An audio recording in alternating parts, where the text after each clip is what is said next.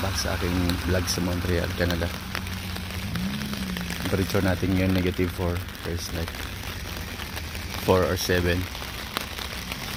Pagkatapos ng malakas na snow kahapon buong araw, ngayon umuulan na siya ngayon. Kaya nakapayong tayo ngayon. Yan.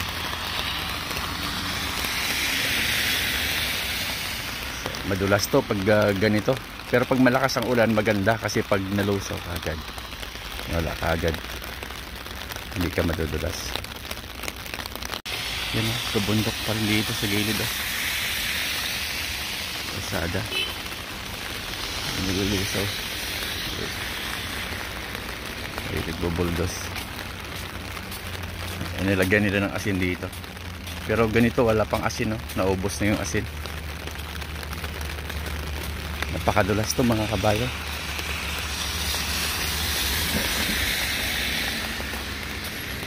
Tatawid tayo dito para kunti lang yung snow dito sa kabila. Marami.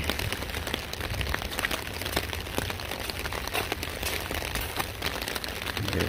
Doon tayo sa kabila na maraming snow doon. Sana ni mag-left turn tong kotse na to. Nag-left turn dito, bawal dito eh.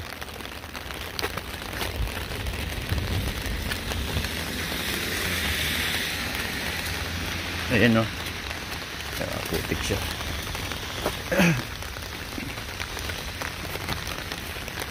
Giging yellow na yung snow.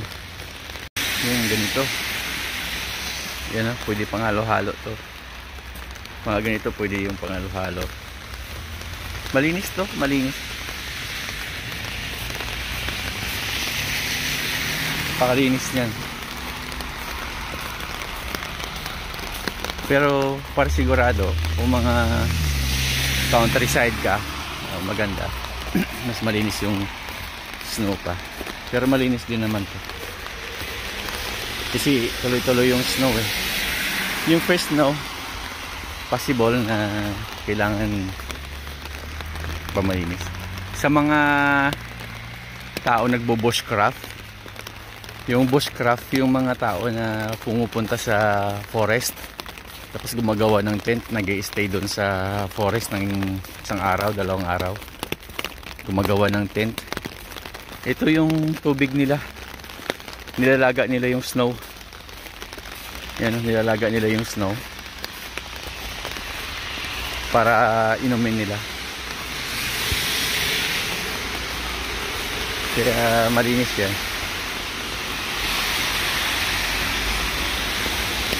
%80 ngayon yung snow mga kabayan.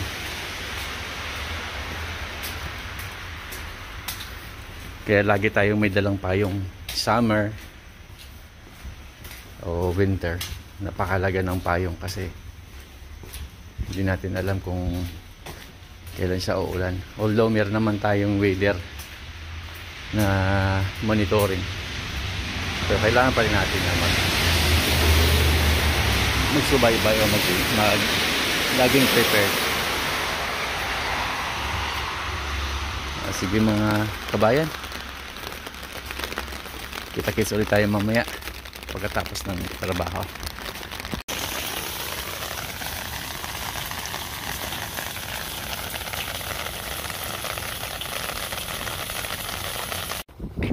Mga kabayan, lalabas lang natin ngayon sa trabaho. Yan. Temperature natin ngayon +6. It's like 2. Umulan kaninang umaga. Ayan, maraming tubig. Yung tubig pag nalulusaw yung yung snow. Pero dito wala masyado ditong nababara ng mga drainage kasi yung drainage nito lampas tao, kaya hindi masyadong nababara yung kanal. Yan o, ito yung snow, napakaraming snow natambak. Nalulusaw din dahil sa init. Buti umulan siya, ganun yung temperature pag umulan. Pagtapos ng snow tapos umulan, hindi tumitigil yung lamig. Ayan. Yan o, snow. Nagiging ice na o. Pwede pang halo-halo to mga kabayan. Ayan, tumpok.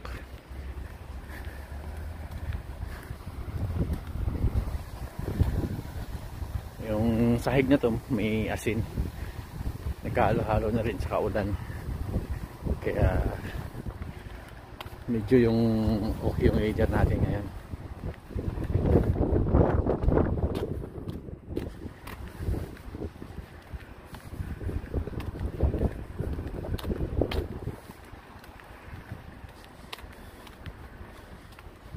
Yung ice, yung snow nandito sa gilid.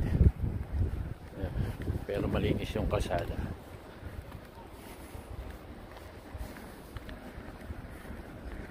Yan. Itong pine tree lang naiiwan pagdating ng winter. Talagang tibay talaga ng puno ng pine tree. Pero yung mga maple tree or maple tree, wala na. Yung dahon nila nalalagas. Pero maganda naman sa maple tree pagdating ng fall season. Pag mga fall season, maganda tingnan yung mga daon na nag-iiba ang kulay pagdating ng fall season. Yung araw niyan mga October. Yan, may aeroplano.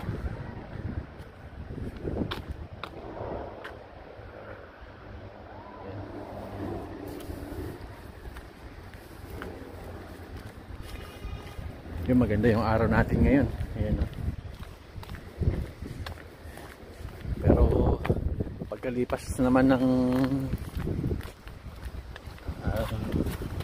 2 days or 3 days, yung temperature natin babagsak na naman sa negative. Pag hindi siya mag-snow or uulan, yung temperature babagsak naman ng 15 o mahigit pa. 2022 yung pinakamalamig, negative 35.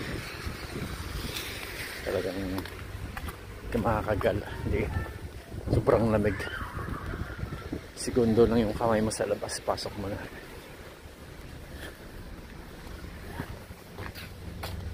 Yan, traffic ngayon.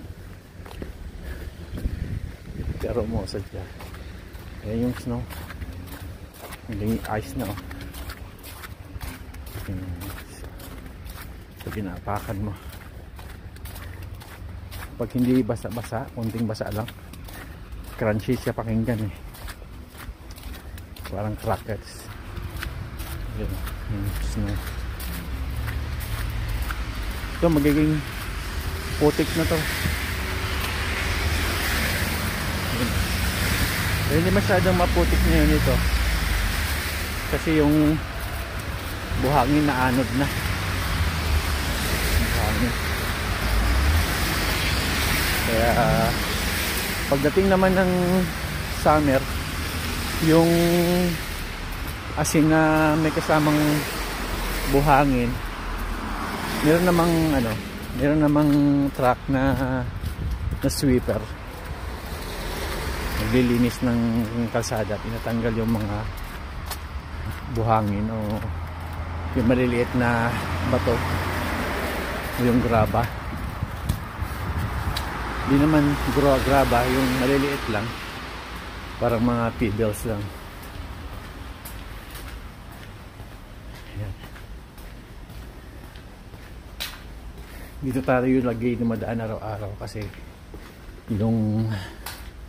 ito yung pinaka easiest na daanan ko. Pwede ka naman dumaan sa iba, pero ito yung pinaka malapit na daanan ko, kaya dito ako dumadaan sa lalim ng tulay. Ayan o, tubig na. Tubig na siya. Sige mga kabayan, kita-kits ulit tayo sa sunod na vlog ko.